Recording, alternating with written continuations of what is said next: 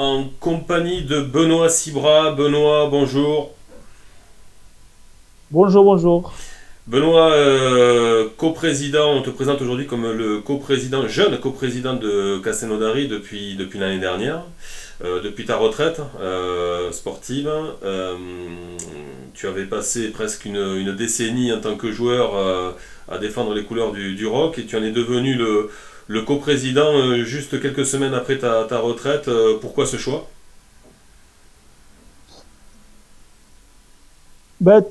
Tout simplement parce que j'avais envie de redonner au club un petit peu tout ce qu'il m'avait apporté durant toutes ces saisons. Il y a les saisons seniors qui a duré presque 10 ans, mais j'ai aussi été formé donc à Castelnaudary. Et puis c'est une histoire de transmission qui est bien ancrée dans le club, puisque je suis coprésident donc avec Olivier Calvé, qui est lui aussi un ancien joueur, et avec Stéphane Bergerou, qui lui est encore plus ancien à la présidence, mais qui est aussi un ancien joueur du club.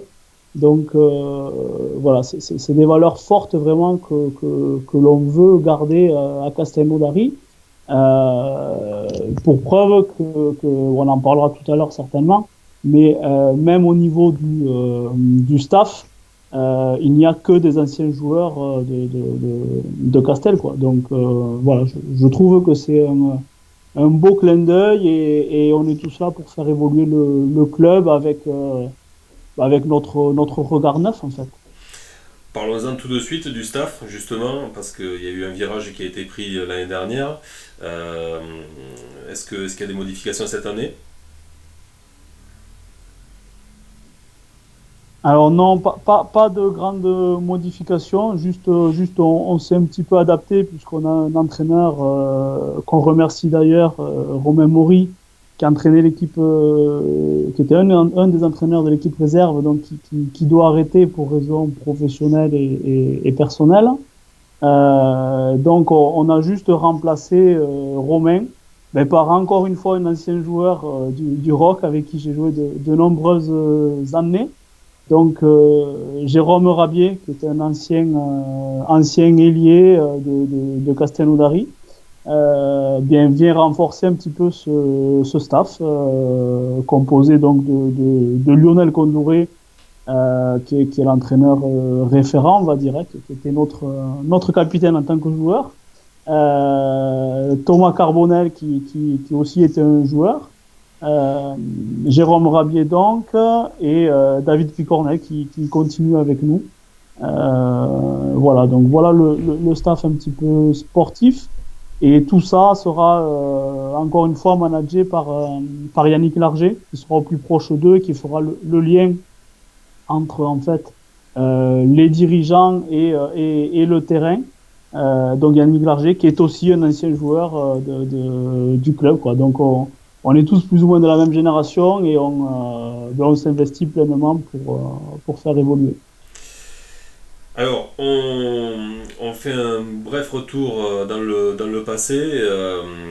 Castelnaudary s'est heurté pas mal de fois à la montée en Fédéral 2 et puis à la fin de la saison 2016, c'est l'ouverture enfin vers la Fédéral 2. Mais est-ce qu'on peut dire que depuis cette montée-là, les 3 années passées, on va compter celle-ci aussi, on montrait quand même que vous étiez pas forcément à votre place. Est-ce que je te vexe si je dis ça? Bah, tu me vexes, oui et non. Après c'est très objectif, puisque on n'est pas sans savoir et on ne cache pas que effectivement sur les 3 dernières saisons, on s'est maintenu sportivement une seule fois, hein, à la fin de la saison régulière. Les autres fois, on a été sauvés. Alors, on va dire que c'est aussi sportivement parce que c'était dû à notre classement national. Donc, on l'a pas volé non plus. Mais c'est vrai qu'on n'avait pas le destin entre nos mains. Il y a plusieurs raisons à cela. C'est-à-dire que c'est vrai qu'on est monté en Fédéral 2 Déjà, il y a il y a une grosse marche sportive. Il y a aussi une grosse marche en termes de structuration de clubs. Et puis nous, on était sur une génération qui avait fait ses preuves en Fédéral 3 avec un certain style de jeu, mais on était un petit peu peut-être vieillissant, hein, il faut pas se mentir. Et surtout, on a eu du mal à se régénérer et à s'adapter donc à la Fédéral 2. Et c'est la raison pour laquelle toute cette génération, hein, qui a contribué à la montée, hein, dont je fais partie, ben, on a décidé revenir de rester aux affaires en fait pour essayer de faire évoluer tout ça et enfin répondre aux exigences de la Fédérale 2. Alors, malgré tout, alors je me fais poil à gratter, mais c'est vrai que la saison dernière a été particulièrement pénible. Je ne vais pas remuer le couteau dans la plaie, mais vous terminez dernier. Alors, dans une poule qui était certes très solide, hein, encore une fois, la poule 5. Voilà, la poule 5 est souvent réputée comme étant une poule qui est composée d'équipes qui jouent toujours, enfin beaucoup en tout cas, jouent la montée. On rappelle que vous étiez dans la poule de Cassel Sarrazin qui est monté en Fédéral 1, Valence d'Agen qui est monté en Fédéral 1, le FCTT qui est monté en Fédéral 1. On a interrogé Mathieu Di Carli de l'Erac qui joue également les premiers rôles. Riom également, enfin, c'est une poule avec Saint-Sulpice, La Pointe également. Enfin, c'est une poule très très très très très très solide. Mais est-ce que ça explique seulement le fait que Castelnaudary ait été dernier quasiment tout au long de la saison et sans trop d'espoir de maintien assez rapidement? Alors, bon, déjà, juste la saison, elle s'est finie. On devait recevoir quand même des équipes avec qui on était en concurrence directe, hein. Donc, on devait les recevoir à Castelnaudary. Pour autant on n'avait pas de certitude de victoire ni de maintien au bout, mais bon, on avait quand même quelques cartes à jouer, puisque le calendrier était comme ça. Après, c'est clair que la poule était très homogène et très relevée. Nous, pour notre part, on a essayé de se préparer au mieux, mais le club est dans un virage quand même sportif, hein, avec ben, l'arrêt de la génération que je t'ai citée.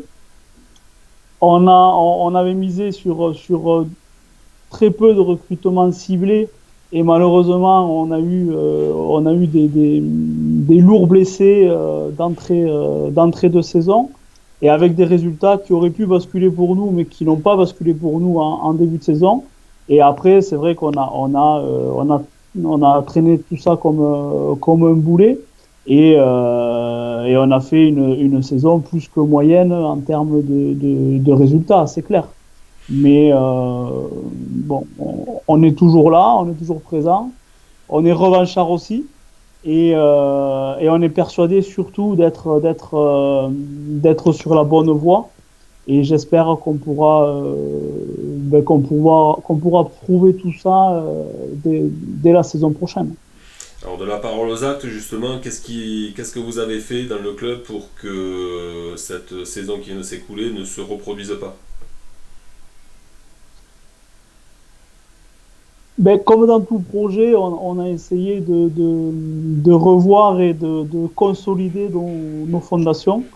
Donc les fondations pour nous, comme pour beaucoup de monde peut-être, hein, c'est avant tout la formation.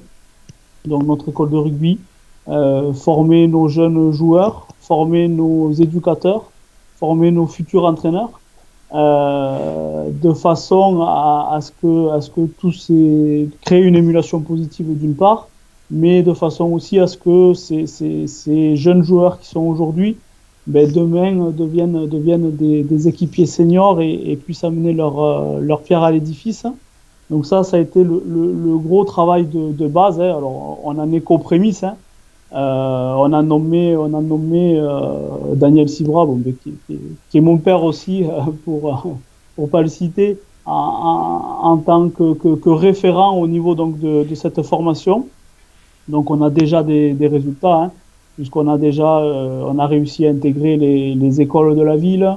On a un point de formation maintenant à Castelnaudary où c'est mon père donc qui s'occupe de former les futurs éducateurs sous le contrôle bien sûr de la Ligue, hein, mais voilà du CD11. Donc voilà, tout ça prend forme euh, et j'espère que ça va porter ses fruits. Est-ce que l'emplacement géographique de Castelnaudary est un avantage ou un inconvénient? Parce que pour ceux qui ne situeraient pas, on est quand même pas très loin de Carcassonne évidemment, mais on n'est pas très loin de Castres, on n'est pas très loin de Toulouse. Il y a la concurrence naissante et pérenne a priori avec Pamiers qui est pas très loin, qui s'installe en Fédéral 1. Il y a Villefranche de Lauragais aussi, le voisin. Il y a Revel, pas très loin. Enfin, Nos amis. oui, aussi. Ouais. Ça fait beaucoup de concurrence. Mais est-ce que c'est un avantage ou un inconvénient finalement d'être ni trop près ni trop loin? Ben, ça a les inconvénients des avantages, hein, Ok, ou merci. le contraire. Les inconvénients. Non, c'est clair que on est un petit peu seul au milieu de tout ça en fait. Donc les joueurs, ben, pour parler des joueurs, on va parler équipe senior. Hein. Ouais. Les joueurs pour venir chez nous, c'est vrai que ils sont ni trop loin ni trop près. Mais pour autant, il y a tellement de concurrence autour dans le bassin toulousain. Du côté de Narbonne, Carcassonne, c'est pareil. Hein, il y a plein d'autres clubs. Et c'est vrai que jusqu'à aujourd'hui, on est en train de faire changer les choses, mais jusqu'à aujourd'hui, on n'était pas très attractif, ni en termes de résultats sportifs, c'est vrai, et ni géographiquement finalement, parce que on était un petit peu loin de tout en étant proche, quoi.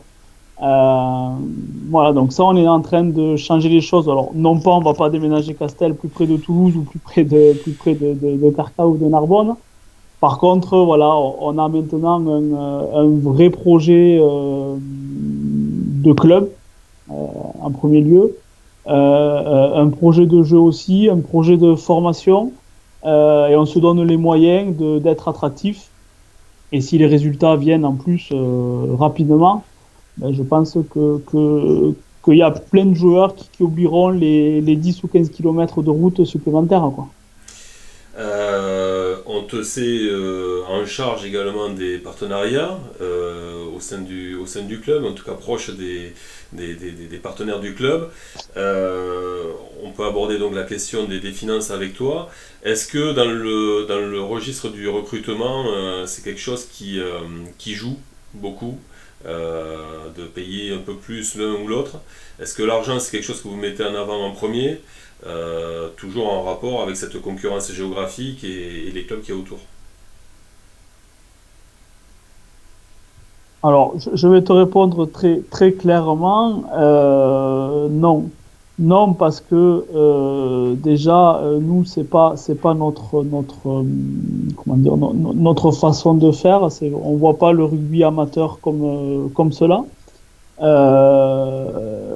On n'en avait pas forcément et on n'en a toujours pas forcément les moyens. Hein, on a des moyens limités et on veut surtout pas mettre en avant ça.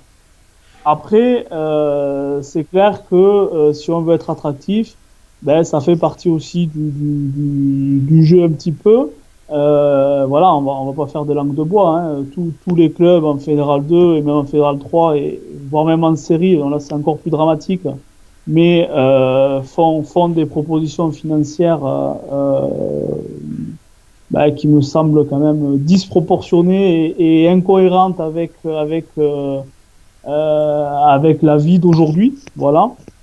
Voilà. Donc pour autant, nous, on essaie d'être cohérent, d'indemniser, si on peut appeler ça une indemnisation, les joueurs à leur juste valeur, mais sans faire de folie, parce que nous, on veut vraiment construire quelque chose sur du long terme.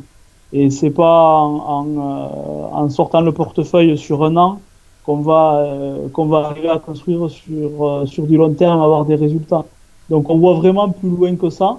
Mais dire que ça rentre pas en jeu pour la décision des joueurs à un moment donné, ça serait te mentir aussi. Voilà, on essaie de faire ça raisonnablement. Après, il y a plein d'autres choses, hein. On accompagne les joueurs, on peut les aider à trouver du travail, à trouver un logement.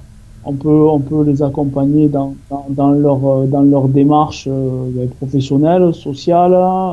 Bon, voilà, il y a des joueurs qui sont quand même en demande de structuration, voilà, de paternalisme, on va dire. Donc là, on essaie de les accompagner comme ça. Et puis, et puis tout ça sera réglé de toute façon si on a une formation performante et qu'on peut avoir nos propres jeunes qui sortent au niveau et qui tirent la bourre à ceux qui sont en place, quoi. On évoque un peu la saison prochaine. Déjà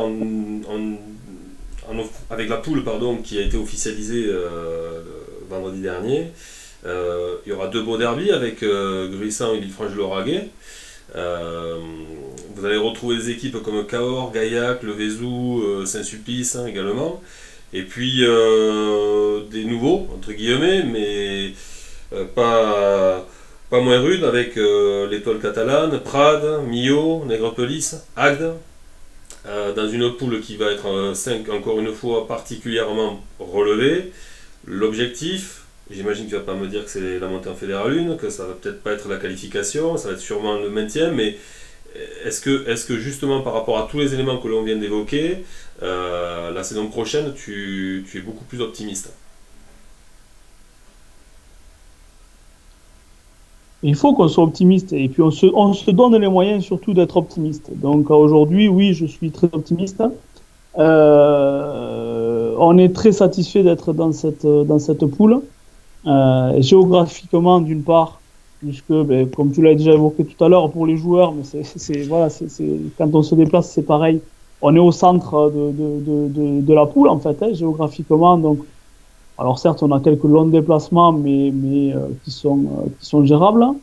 Et ensuite, c'est les équipes que l'on connaît, avec qui on a d'excellentes relations. On n'a aucun passif. Des équipes qu'on avait aussi en Fédéral 3, où on sait que voilà, c'est des matchs rudes, rugueux, mais c'est des matchs qui nous vont bien aussi, on est satisfait.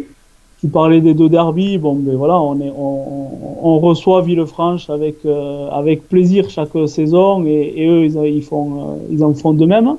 Donc, et on a d'excellentes relations d'ailleurs, par ailleurs, avec eux. Gruissant, ben on a notre destin, une histoire de Fédéral 3 on est liés en fait, hein. On s'est battu ensemble pour monter en Fédéral 2, donc l'un est monté après l'autre, mais c'est sympa de s'y retrouver. Donc là-dessus, on est pleinement satisfait. Ensuite, en termes d'objectifs purs et durs, avec, comme je te disais, le club est en construction. Euh, on a un projet en fait à court, moyen et long terme. Le court terme, bien sûr, ben, c'est qu'à un moment donné, il faut des résultats. Donc le court terme, il va être dès l'année prochaine où on a l'ambition ben, d'être, on va dire, maintenu au plus vite dans la saison, hein, être au plus proche du ventre mou très rapidement. Et on fera le point en courant saison, là c'est trop tôt pour le dire, mais si on peut accrocher une place qualificative ou du moins jouer la qualification jusqu'au bout, ben voilà, on va pas s'en empêcher. Mais dire ça aujourd'hui, ça serait un petit peu prétentieux d'une part, et puis pas très objectif, puisque on n'a pas tous les tenants et les aboutissants de la prochaine saison. Donc, oui, se maintenir très rapidement. Par contre, la certitude, c'est que si on arrive à passer cette saison prochaine, on veut d'ici 2-3 ans, donc à l'horizon 2023, on veut vraiment occuper une place importante en Fédéral 2, être un incontournable de la Fédérale 2. On a cette ambition-là, alors qu'on est peut-être trop optimiste ou un peu fou, ou on voit peut-être un petit peu loin. Mais voilà, on construit le club là-dessus, avec notre génération. Et ce qui serait idéal, c'est que ce qu'on est arrivé à faire en Fédéral 3, et qu'on arrive à le transposer en Fédéral 2, mais en étant plus sur le terrain avec un short, mais en étant au club autour. Et puis voilà, et une fois qu'on aura, qu'on sera à ce niveau-là, et bien on verra sur, on va dire, allez, on va aller voir un petit peu loin, aux horizons 2025, on va voir comment la ville évolue aussi économiquement, puisque la ville est en train de prendre un virage aussi, économiquement, se développe. Donc à ce moment-là, on verra et on se posera les bonnes questions, si on est encore en course. Est-ce qu'on accélère encore ou pas? Mais c'est beaucoup trop tôt pour le dire, mais on se donne les moyens de se poser les questions. Bon, ben, nous, on se donnera les moyens de revenir vers toi dans 2-3 ans à ce moment-là, et avant bien sûr, mais pour faire un point par rapport à cette interview du jour. Ben, ça serait une très belle chose. Ça serait une très belle chose. Après, on verra. C'est encore loin. Voilà, soyons réalistes. On ne sait même pas comment va reprendre la saison prochaine. Voilà, il y a beaucoup trop d'incertitudes. Euh, mais on a ça dans un coin de la tête. Donc voilà, ça peut paraître prétentieux, ouais, on veut exister en Fédéral 2, clairement. Eh ben, écoute, c'est tout le mal qu'on peut souhaiter au rock. Euh, et puis, écoute, on sera fixé le plus tôt possible, on l'espère. De toute façon, comme tu l'as dit, on n'est pas encore fixé sur la reprise. On imagine que, dernière question, par rapport au protocole que la Fédé a fait passer, est-ce qu'il y a eu un début de reprise déjà dans le club ou pas? Non, pas à ce Pas jour. encore. Pas à ce jour. C'est encore un petit peu tôt. On va se réunir là rapidement, voir un petit peu ce qu'on va mettre en place, dans quelle mesure. Voilà, les joueurs sont suivis, hein, ils se préparent de leur côté, forcément. Enfin, on vérifie, on peut pas vérifier, mais bon, voilà, tout un chacun donc doit prendre ses responsabilités à un moment donné. Mais de là à parler d'une reprise aujourd'hui, très sincèrement, c'est pas à l'ordre du jour. Bah écoute, on la souhaite la plus proche possible et quand on viendra vous voir, on espère Oui, que l'avant-match nous permettra de déguster les bons produits locaux, évidemment. Benoît, on te remercie on peut encore pour pas. ton temps. À très bientôt. Merci, à bientôt.